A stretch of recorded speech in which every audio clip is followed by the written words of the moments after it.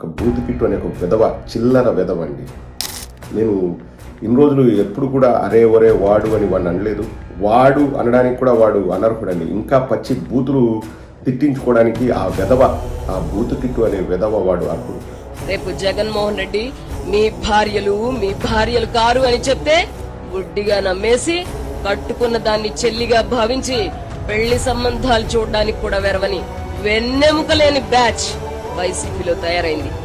ఇక్కడ ఇంట్లో ఆడవాళ్ళ ప్రస్తావన దేనికి వస్తుంది? అందులోనూ ఆ మాటలు ఒక మహిళ చేత చెప్పిస్తున్నాడు బూత్ కిట్టు. వాడు ఒక జర్నలిస్ట్ అండి. వీడికి ఈ బూత్ కిట్టు గాడికి 2014 నుంచి 19 మధ్యలో 700 కోట్ల మేరకు ప్రసార హక్కులు లేకపోతే అడ్వర్టైజ్మెంట్లు వచ్చాయని చెప్పేసి ఓపెన్ సీక్రెట్ అది.